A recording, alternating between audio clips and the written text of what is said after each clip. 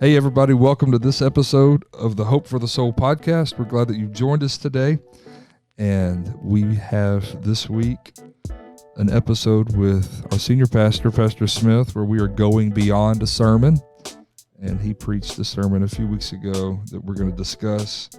And we received some positive feedback, some miracles really after it. So we're excited about that.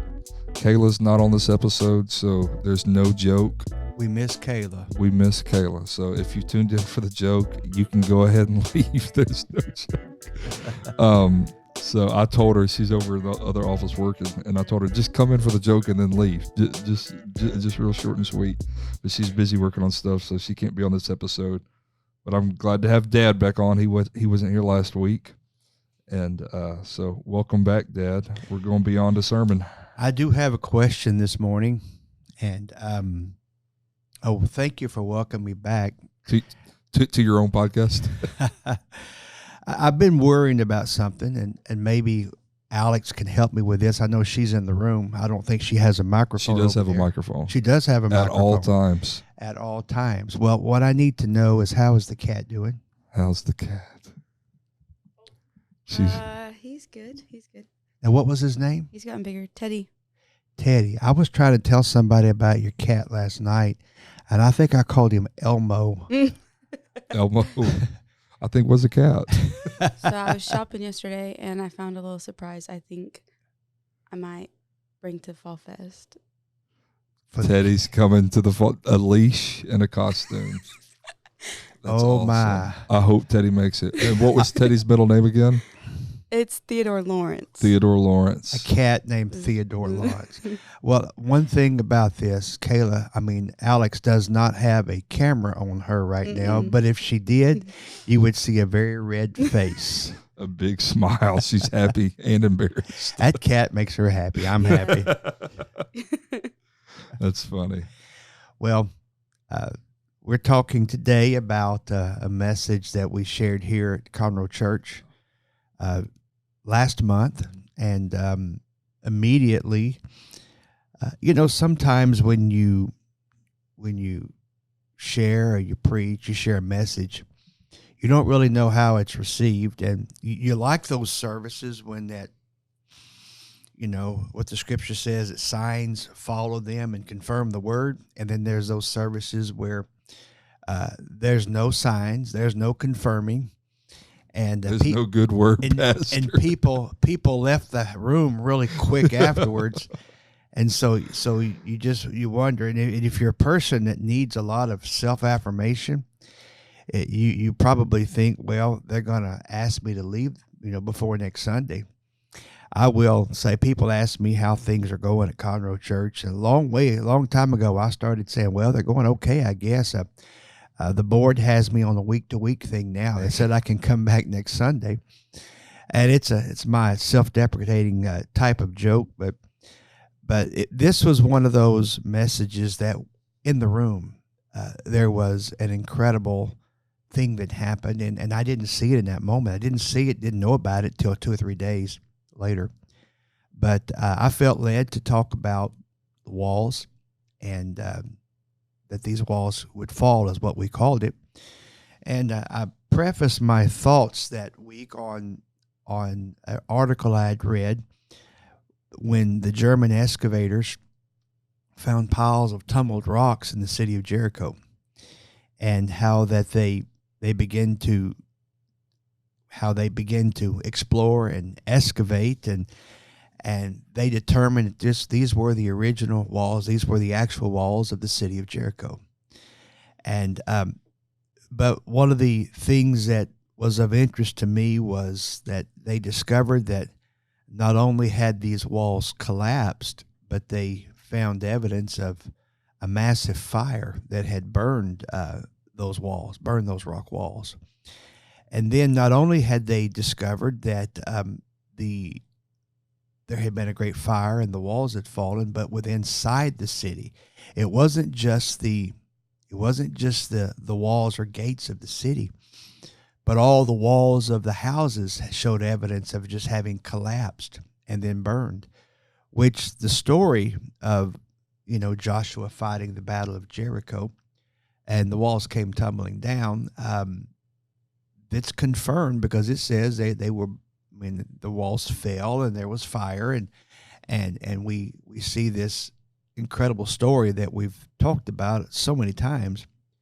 But and then I guess science probably says that probably the greatest reason these walls fell like they did was some sort of an earthquake.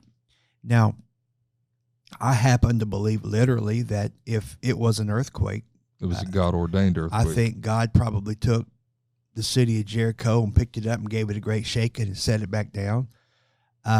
Maybe didn't shake the whole earth, but in that place there was a tremendous earthquake. And but what was ironic was all of the walls of the city fell. The walls of the houses and the interior parts of the city fell, except for one section. And they found one section of wall that was completely intact and standing there.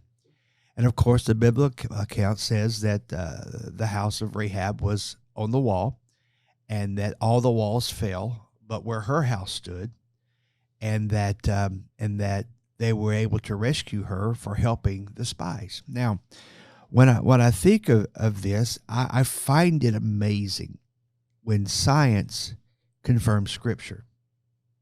And I didn't talk about this much on that Sunday, but isn't it absolutely amazing that with time and with study and with technology, on multiple levels now, we're finding where science absolutely confirms what the Word of God says. And when I see that, because I'm one of those who buys into a young Earth theory, to where that the Earth is 8, 9, 10,000 years old. That's a random number, but it's not exact, and that I don't buy into the Earth being millions and millions of years of age. And one of the reasons that I do that is because science tells us that, like the Grand Canyon, it took millions of years of water to carve that canyon. And all of these rock patterns and formations are there. But also in the United States is, you may remember these terms. It might have happened when you were a child, but Mount St. Helens was a volcano that poured that lava, and in just like 7 days, there is a very similar rock patterns coming from Mount St. Helens, where the lava carved this ravine, and the same rock patterns are out of Mount St. Helens that are in the Grand Canyon. But we know scientifically, we witnessed this. There's video of this, that the rock patterns coming from Mount St. Helens are the very same type rock patterns that we find in the Grand Canyon that is claimed to be millions and millions of years in the forming. I tend to think it doesn't take God long to do things.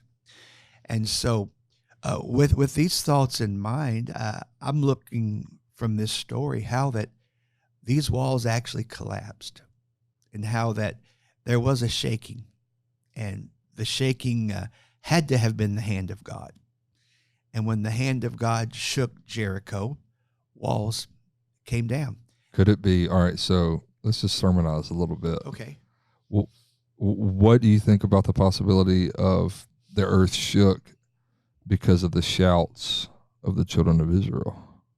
Oh, I think absolutely.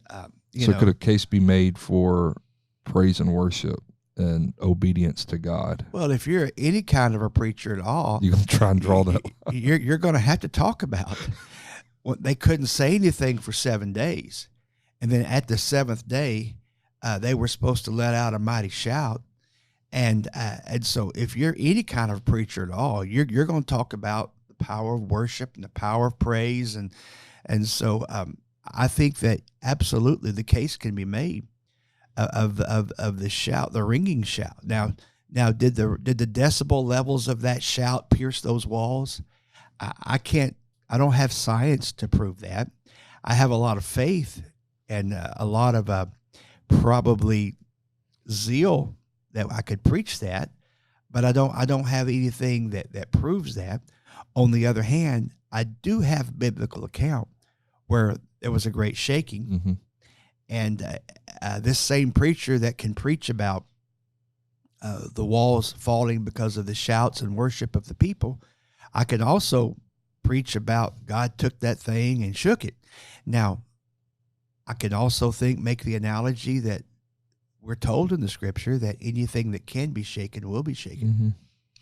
And there's nothing too big that the hand of God can't shake. And there are multiple stories and analogies that can be made throughout history that the shaking that took place, whether it was a literal shaking or a spiritual shaking, could have only come from the hand of God. And so I think that the Pentecostal experience definitely bears fruit of that. And all through the 19th century, there were these camp meetings that happened throughout the United States. And literally, whenever people would begin to worship together, all through the United States, these camp meetings, people would begin to speak in tongues. And the place would literally be shaken. And in one case, there was a camp meeting out of Kentucky that it had gone on several days. They had an average of 20,000 people a day at this camp meeting. Now, we're not talking, they didn't have cars. This was like in 1870s, all right? They didn't have cars. Everybody traveled what we would consider primitively, horseback, wagons, that type thing. But they had to slow down the meeting one time and wait for President Ulysses S. Grant and his entourage to come to be in the final meeting of that camp meeting. It's documented in history. Wow. And so here was the leading general of the Union Army that had managed to defeat the Southern Army. And so he was in great victory. He was elevated to the office of president shortly thereafter. And so here was the sitting president of the United States, whom wanted to go. There was such a shaking taking place in this camp meeting. And you've also got to understand that President Grant was an alcoholic. And many times during the war, he couldn't go to battle because he was inebriated. I mean, he was just a drunk. The pressures of life had got to him, and he depended on alcohol. But now, just 20 or so years later, there was a spiritual shaking that was taking place that drew this president from the White House, from Washington, D.C., from his secure place. It drew him to go down to a country camp meeting in the state of Kentucky. And there, of course, he probably participated. We don't have record of what his spiritual experience was.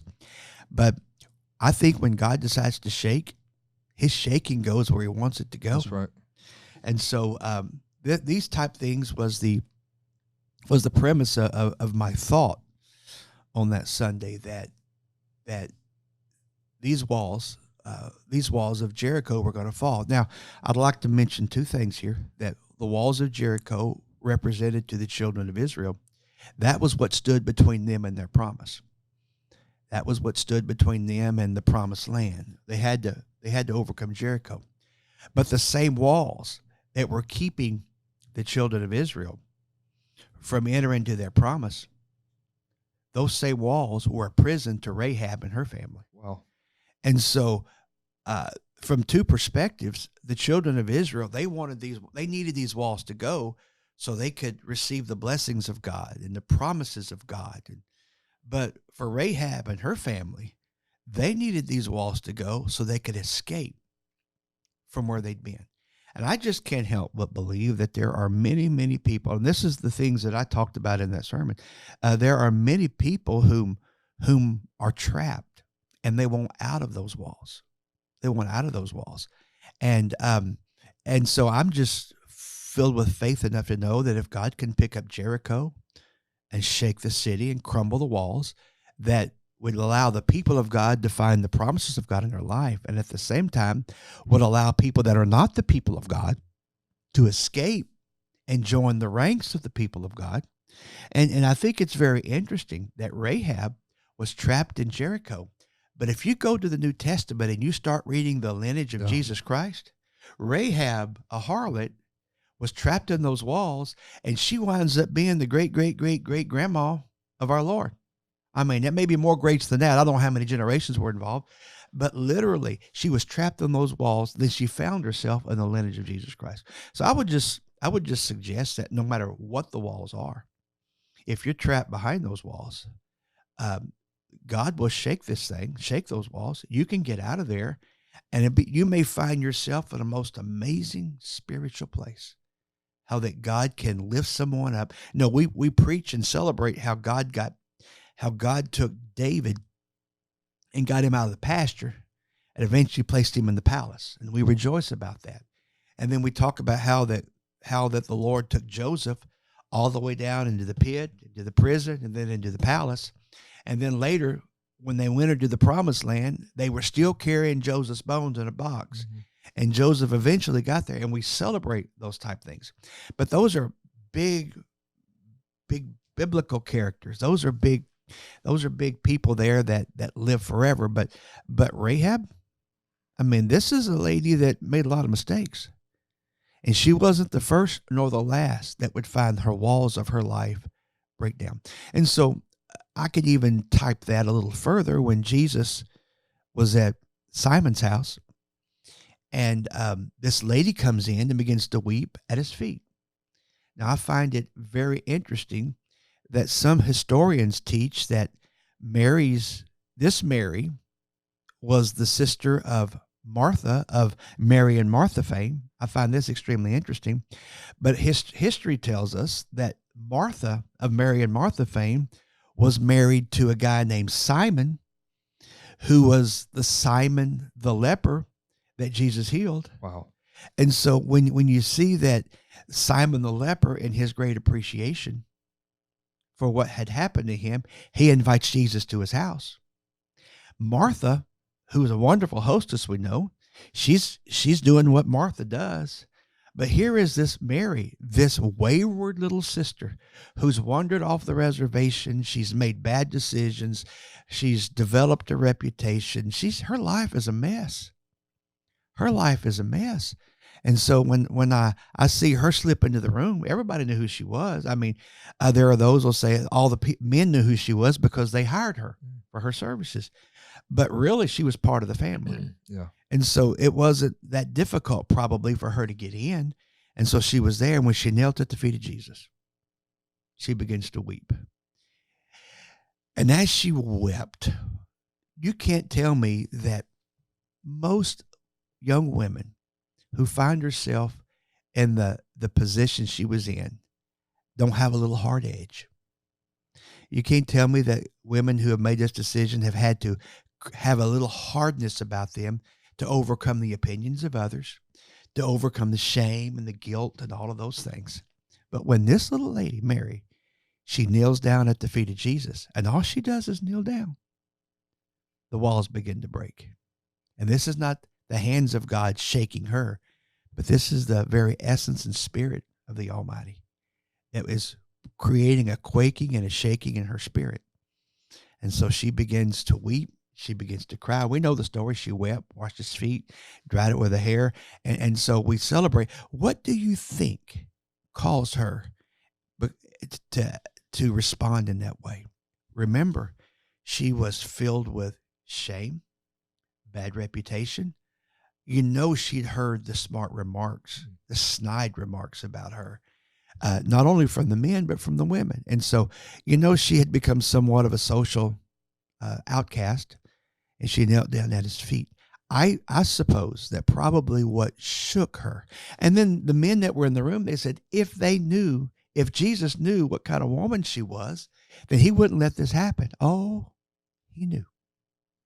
And I want to suggest what it was that shook her. What shook her walls was the very virtue of Jesus Christ. So powerful. And I'll make this point a little further because, you know, the lady that crawled at the feet of Jesus, she said, if I can but touch the hem of his garment. When he stops the crowd, he says, somebody touch me. And so you look at that story and he says, I felt virtue leave. And so when virtue left his body, her condition was healed. So Jesus' virtue flowed into that woman that was sick. So he's not a respecter of people, not a respecter of women. So if this woman that was sick touched him, There's a lot to be said about her, and her condition that she wasn't allowed to be in public and a lot of stuff like that. But let's skip the minutia there. And she touched him. Virtue flowed. Is he not the same God to Mary? And when Mary touched his feet, did not virtue flow? So powerful. And so while virtue is flowing, walls are breaking, tears are running, and we see a lady of ill repute washing his feet. But what's really happening is the walls, the hardness, the veneers, all of that is crumbling. And I'll just say this: if God allows virtue to flow when you touch him, and walls can fall. And if it was virtue that flowed into her, we have to stop and look at that virtue. What is this virtue? Well, we are all born with virtue. We use the term virgins. Mm-hmm. Okay. We are all given the gift of virtue. When we come into this world, we're innocent. And there's something about the loss of virginity that is significant of the loss of certain innocence. Mm-hmm. And sadly, some have spent their innocence at a very young age. There are some whom have had their innocence stolen from them. There are some who have given it away at a very young age, or some who have been manipulated, and they have been manipulated for it to go away. But regardless, there is a certain amount of innocence that leaves with the loss of virginity. So when our virtue is gone, a certain innocence is gone. Okay. But God gave us all this gift. And that's the reason we teach that we cherish this, and we hold it, and we protect that. And that's the reason, as fathers, you and I, we want to protect the virtue of our children and grandchildren, because we understand that there's a certain innocence that's gone. And so if this lady now, who obviously for wrong reasons, her virtue was gone. She squandered her virtue, okay?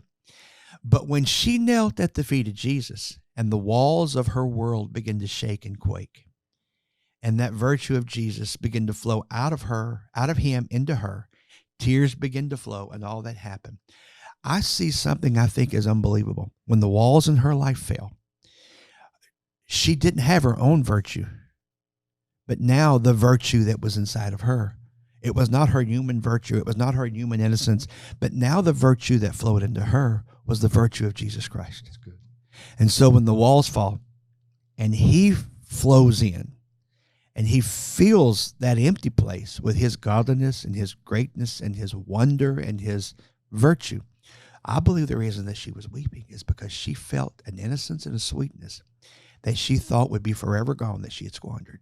And the virtue that was within her was not her own virtue, but now she was gifted the virtue of Jesus Christ. Wow. So when the walls fall and he moves in, we can never go back to that place of complete innocence, to where virginity can never be restored. Okay, that's gone. Our virtue is squandered, but his virtue comes in, and it's even greater than what we started with. And that's the reason when those walls fall, there's no need to feel condemned. There's no need to feel shamed, because he'll wash the shame, and he'll wash the ugliness and the bad reputations and all of that stuff that goes with where Mary found herself. When his virtue flowed into her, she began to crumple. Her walls fell. Then she finds herself in a place of absolute purity with Jesus Christ. So for the person listening today, or for the person that was here on that Sunday that was listening to these incredible testimonies of walls falling, but they have walls in their own life, what would you say to them, or what did you say to them? How did you apply this word specifically to our human condition right now, away from the miracle of Jericho or these other biblical instances? There's walls that have built up in our lives. Walls of depression, walls of oppression, walls of addiction, walls of dependency, walls that either keep us from walking into the presence of God, or they keep us trapped. Mm-hmm. And for instance, an addiction, that keeps us trapped. Those type of dependencies keep us from being free, keep us from being whom we are. And so I would, and I offered this, that whatever that wall is, and when you're talking and you're preaching to a crowd, if there is any number of people sitting there, everybody has a wall of some sort. Yeah. Okay, so you're not talking to a single wall. I mean, we're not going to see a preach. Okay, all of you drug addicts, line up, or all you town drunks, y'all line up. We're going to knock the walls down. It doesn't work that way. But when you speak by faith, you speak the word of God. You're speaking life. And so in this instance, I'm preaching or teaching about the walls fall, and there is every single person there in the room is going to hear this differently, because everyone is struggling. Somebody might have a financial wall. Somebody else may have a moral wall. Somebody else may have an addiction wall. So whatever that wall is, that's either keeping them out of the presence of God and or keeping them trapped inside. Whatever that wall is, I mean, my application would be this thing that you're looking at, this thing that you're dealing with, this thing that you're struggling with, this wall. It's not a matter of those walls from yesterday. We're not just talking Jericho. We're talking your walls, because Jesus Christ is the same yesterday and today and forever. And if he knocks down walls, 2,000 years ago, 4,000 years ago, in the case of Jericho, it was probably more like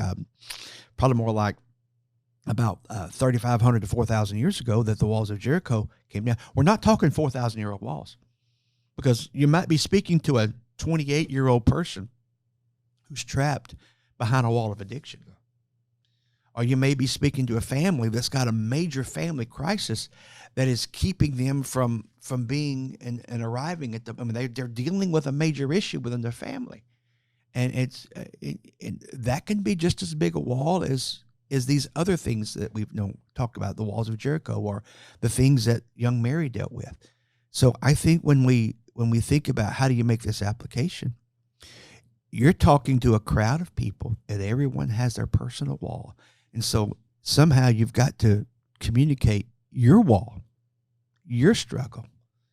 This promise is not just to them, but Acts 2:39, this promise is unto you as well. And so when we speak in faith, we use the analogies and the stories of the Bible to provide us a launch pad to step right into the middle of a postmodern, of a post-Christian world that says this happened way back then, but it still needs to happen today. And it can happen today for you. That's powerful. So going beyond the sermon, now let's go. Okay, so we've discussed the sermon. Excuse me. Well, by the way, none of this stuff we talked about, like Rahab. I mean, we did talk about Rahab, but we didn't talk about Mary and Martha. They didn't make the sermon. They made the podcast. So that's not beyond the sermon. That's after the sermon. Yeah, that's after the sermon. There you All go. right, so beyond. So what led to the building, the crafting of this? Did this come to you in prayer? Have you seen something that you felt needed to be addressed within our local body, or kind of what's the behind the scenes of the sermon?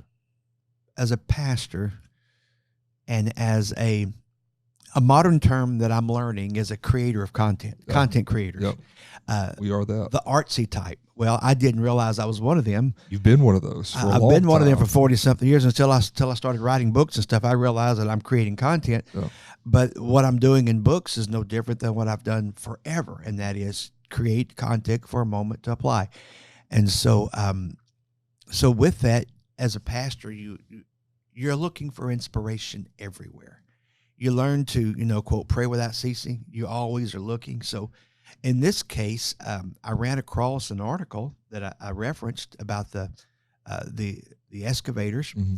And I'd read this in the past, but I came across it again, and it sparked that this would be something very timely that could be applied. And so I just stored it away. And then that particular week, now what I do, everyone is different. And I know you and Alex and our other people, they like to have the sermons and stuff a week or two early.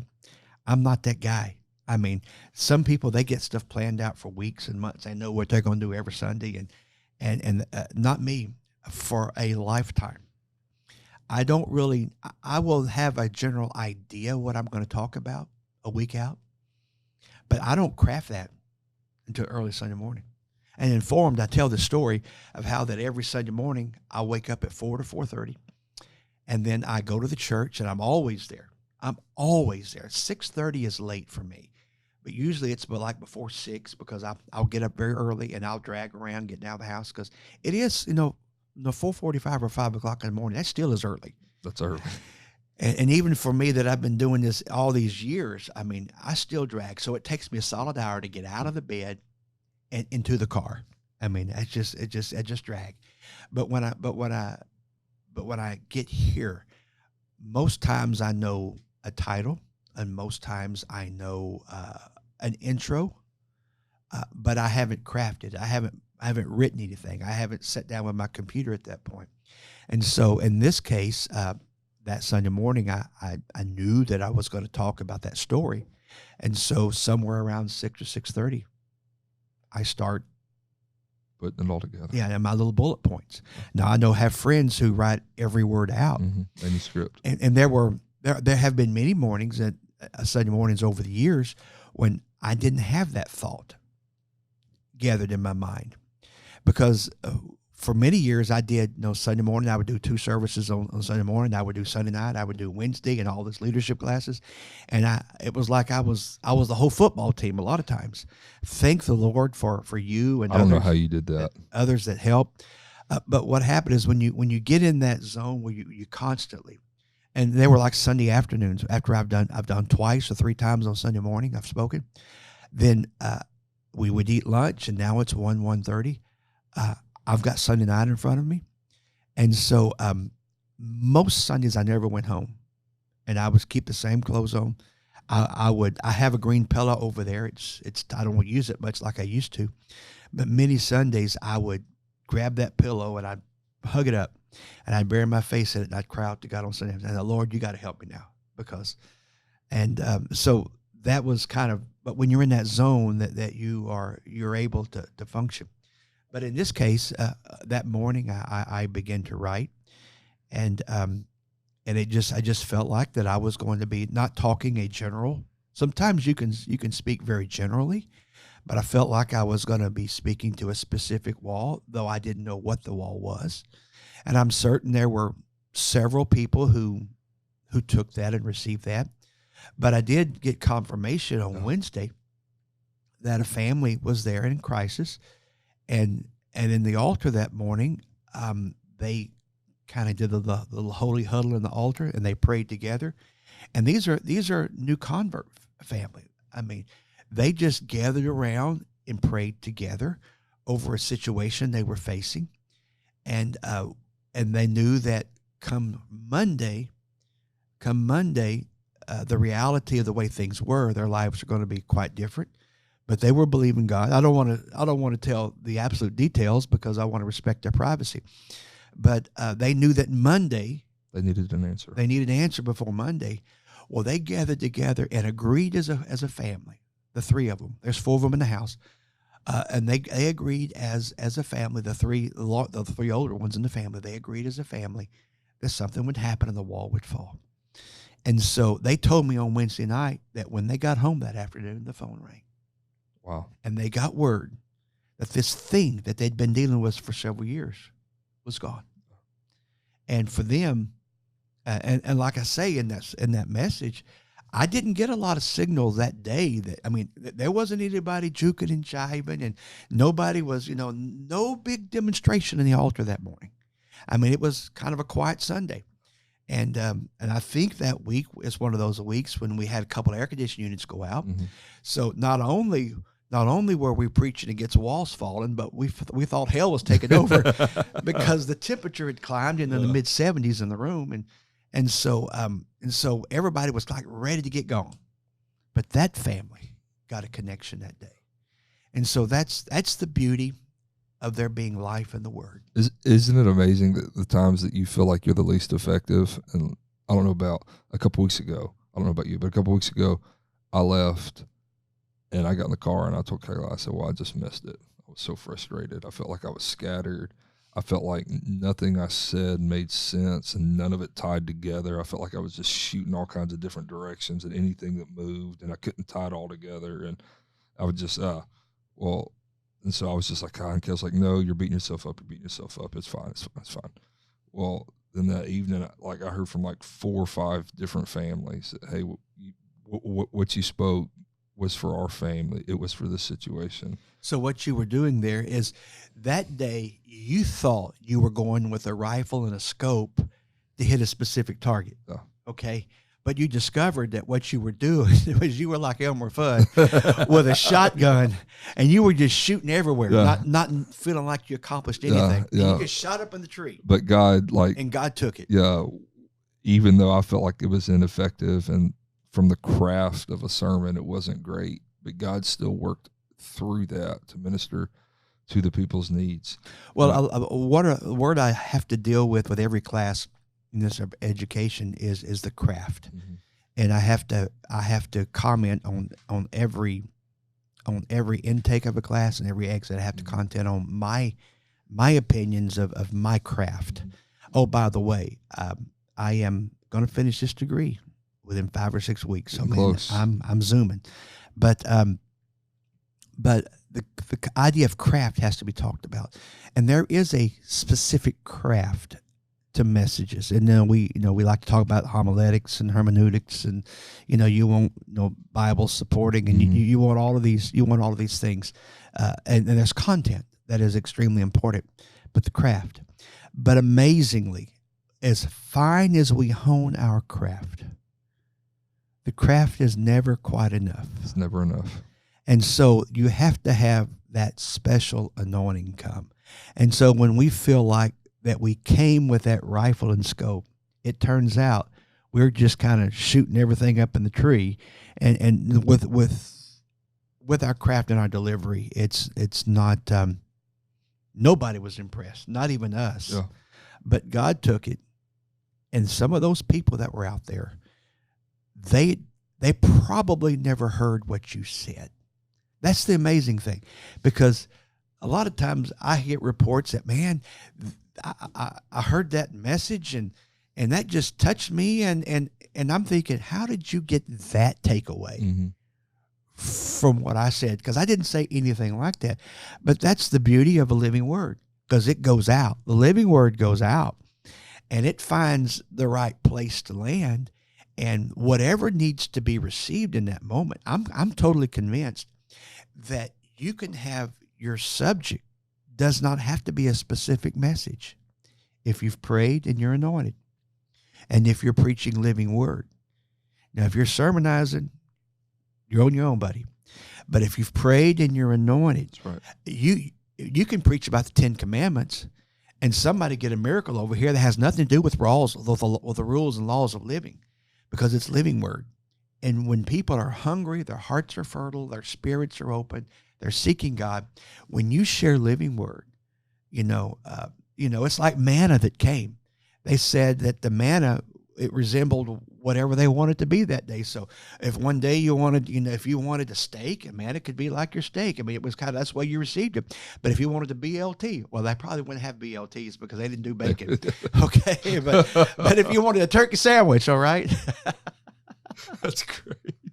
But I think the living word, we hear it and we receive it where we're at and what's going on. And so the subject doesn't really matter if there's anointing on it. And then the people that are really hungry in that moment, they will receive. I think it's our job to release the word, and then it's God's job to distribute it and put it in people's hearts, and then they have to receive it.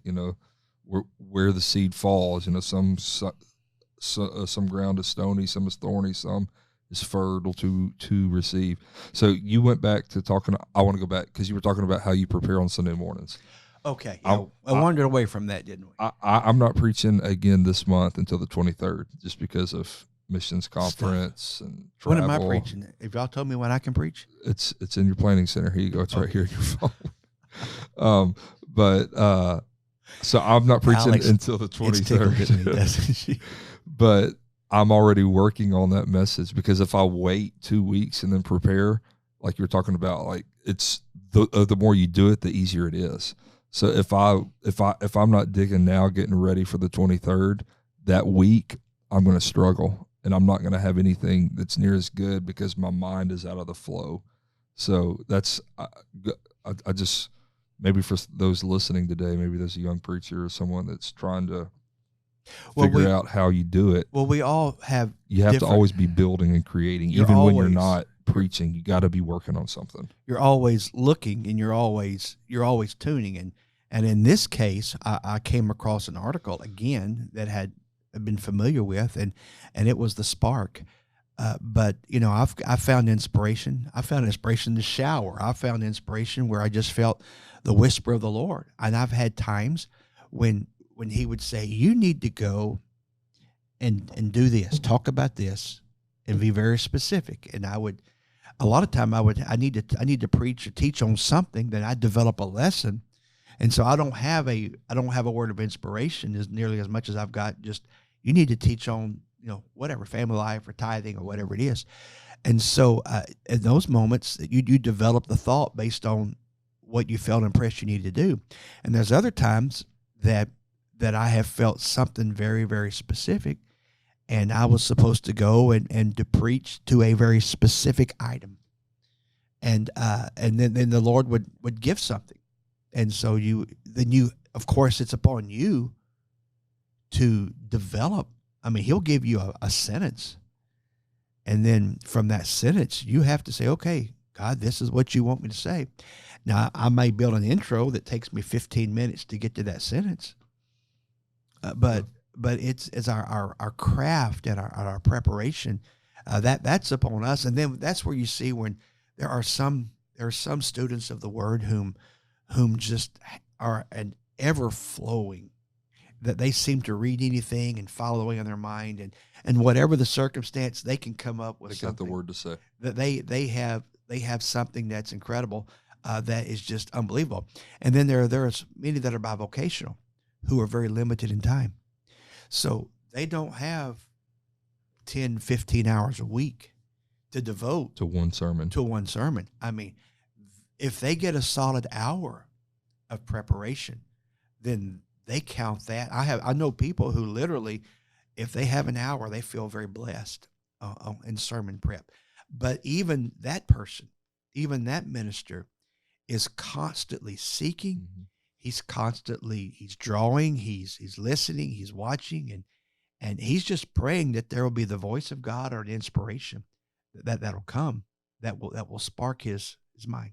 I love these episodes where we're going beyond the sermon, because right now in culture, if you're on any form of social media and you're consuming video content, there's two types of videos that are really taking off right now. It's POV, point of view. So a lot of people like promoting their business, promoting their church. This is what it looks like. So this is what it looks like to walk in. This is what you can expect when you come. It's a really cool marketing tool. But then there's a behind the scenes. This is what my life looks like behind the scenes. And I feel like this going beyond the sermon is a behind the scenes of the sermon, because we refresh of what we preached, of what we talked about, what God did, what God said through us, and then giving the behind the scenes of how we formed it the week or the morning or the weeks out. If you're like me, I'm not as good as you yet. But I really think it's important for our church and those listening to listen and see our process of the journey that God takes us on, and then how he gives us something. And sometimes, for instance, like this past Sunday when I was preaching, I didn't have an end to my sermon. I had 2 scripture references, and then that was it. I didn't have a closing point, didn't have anything.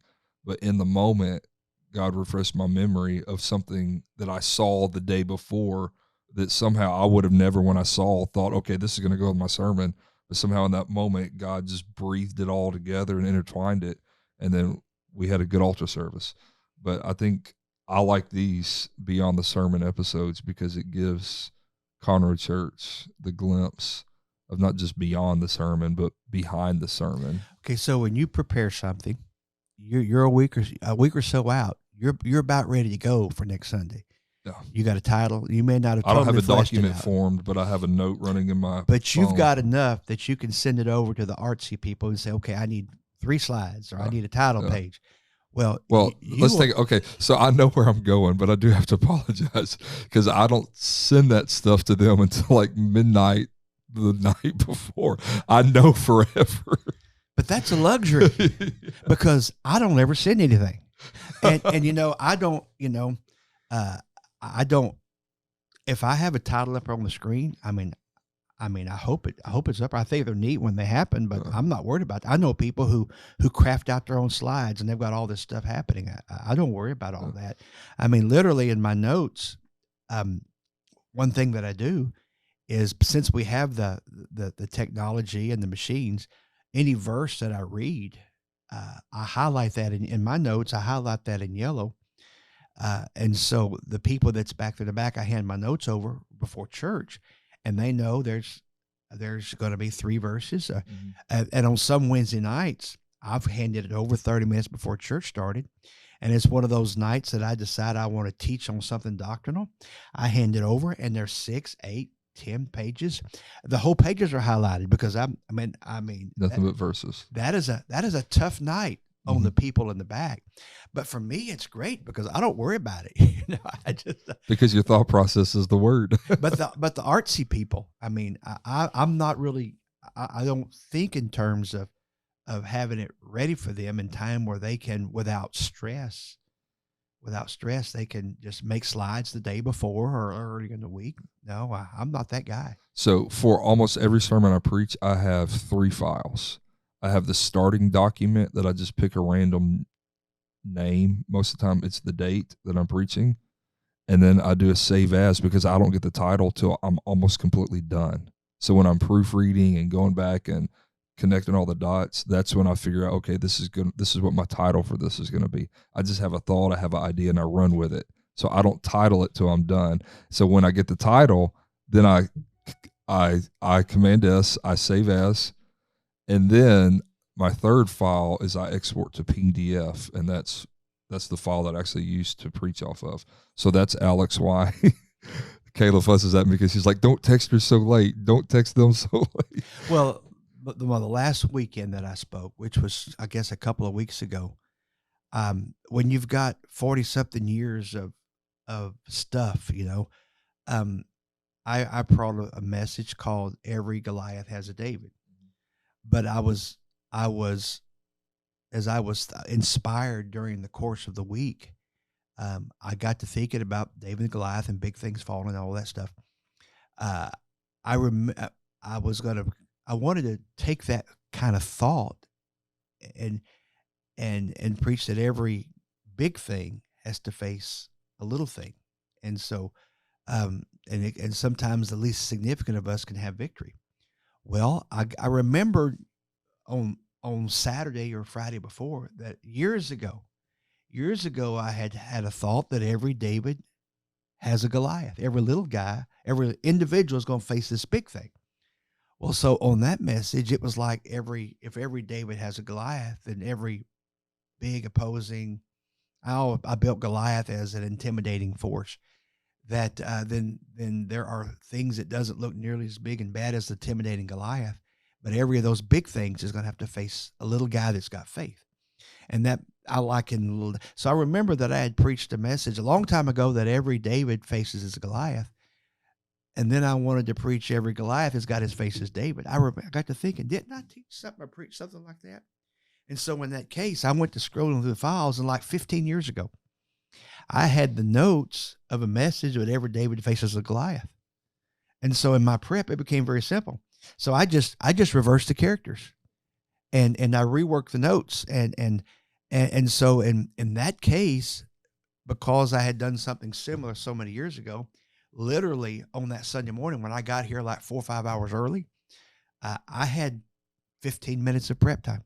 Wow. Because literally I just swapped David and Goliath out in that title. And then through the storyline, I just kind of flipped them around on each other.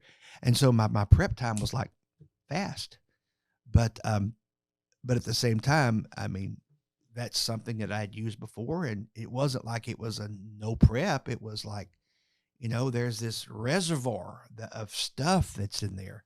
And so as a person who stood there, we're looking at behind the scenes, as a person who's stood in the same pulpit now for nearly 32, 33 years.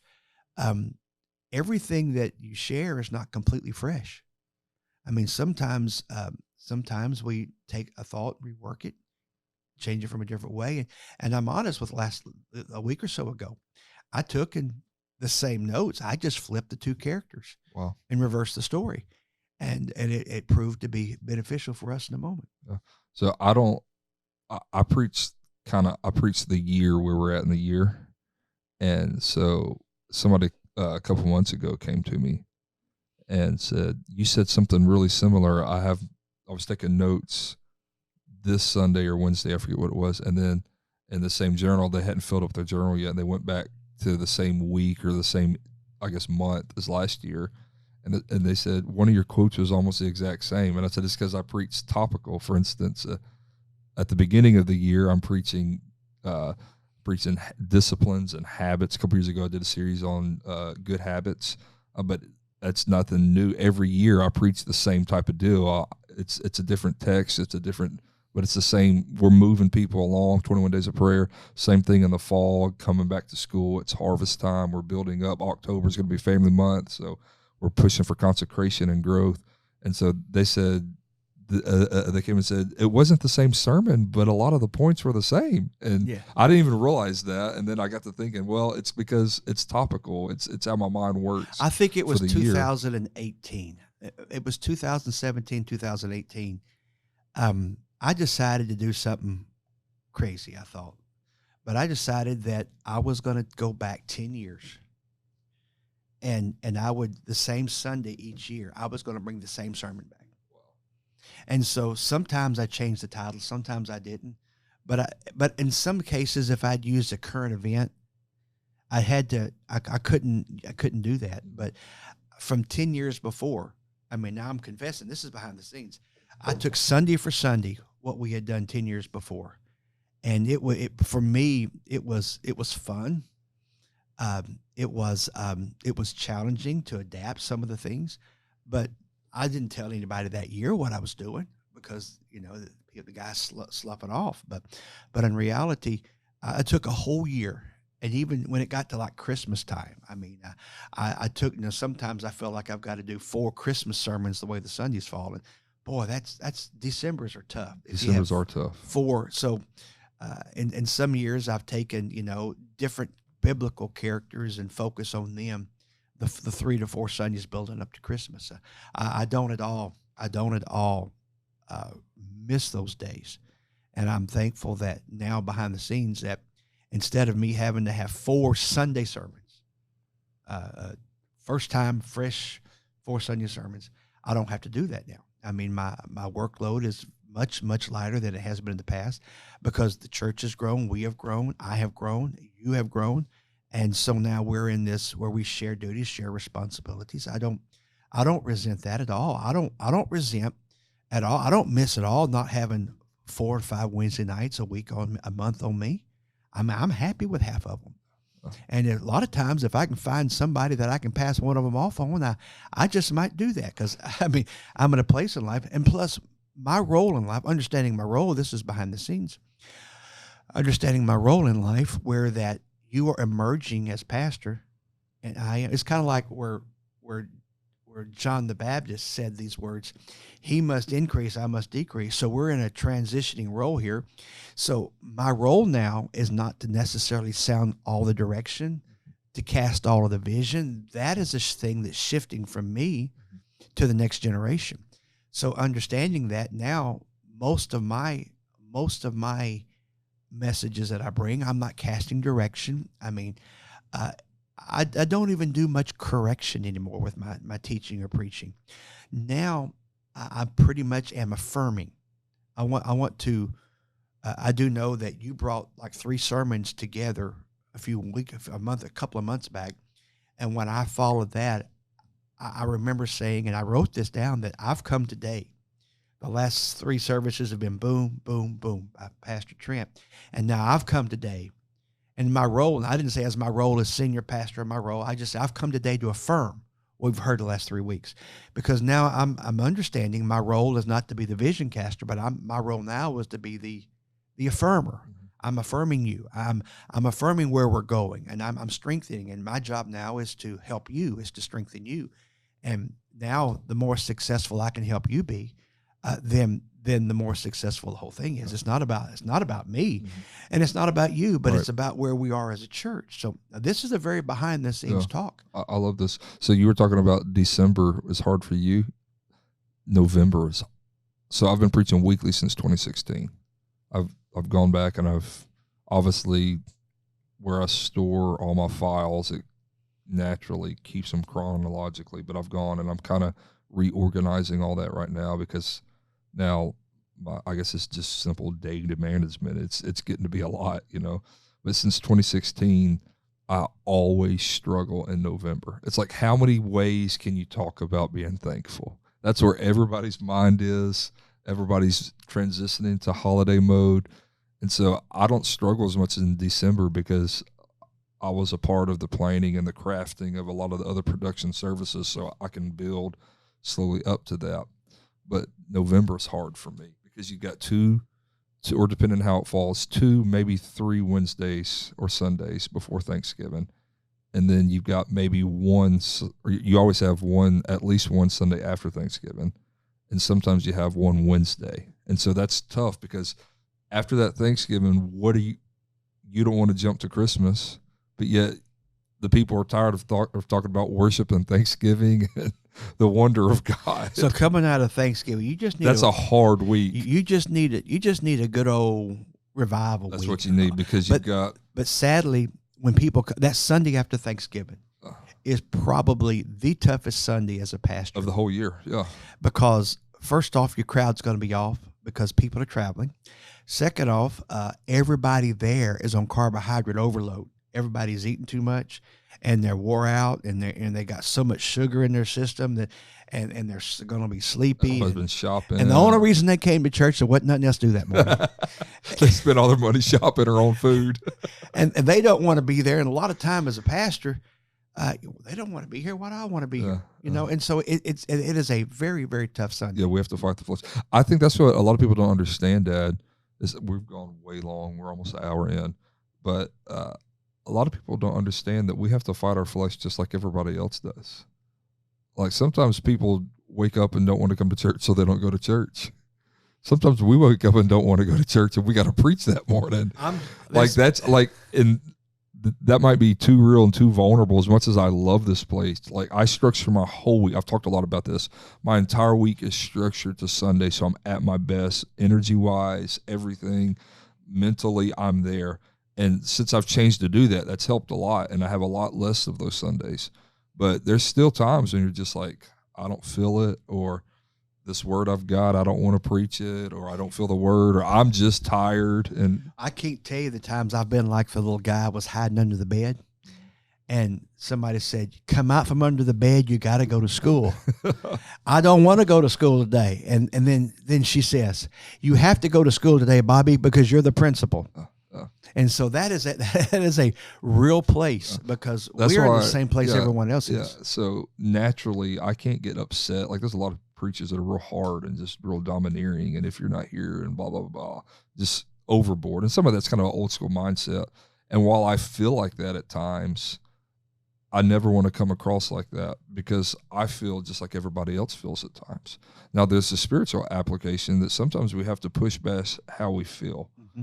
And if church is a value, if church is a priority in our life, we don't go to church because we feel like going to church. We go to church because God's going to speak to us and meet us, and we're going to get strength for the coming week. But that doesn't mean just because we know that, sometimes it's hard to connect our flesh with. And it's so tempting as a pastor when you're up there, when you step out, and you might even given your best that week, and you're stepping up there, and 40%, 50% of the church isn't there that day. I mean, literally, there's a couple Sundays a year that I know are going to be extremely low attendance. And so on that Sunday every year, there's always going to be visitors. And so that's the Sunday I will say, I would like all of our guests to turn around, shake hands with a church member, and thank the church members for coming to church today, because I know it's going to be. But it's very tempting because we are flesh. And when we see half of the crowd not there, it's very tempting to spank the ones that showed. Mm-hmm. And I had to decide a long time ago, I'm going to love on these ones that showed up. I mean, That's right. They're the ones that show, and so they don't need to be spanked. They're mad at the other ones too. And here we are. We're getting spanked because you didn't show up. That's good. Hey, everybody, we hope you enjoyed this episode of Hope for the Soul, Going Beyond. Really great sermon, and then we just gave you a little behind the scenes of, I guess, who we are and how we feel sometimes. So we hope you enjoyed it. We hope you don't hold it against us. And next week, Kayla will be here, and you'll have a joke again. So God bless everybody. We love you. Thanks for tuning in, and we'll talk to you soon. Bye-bye.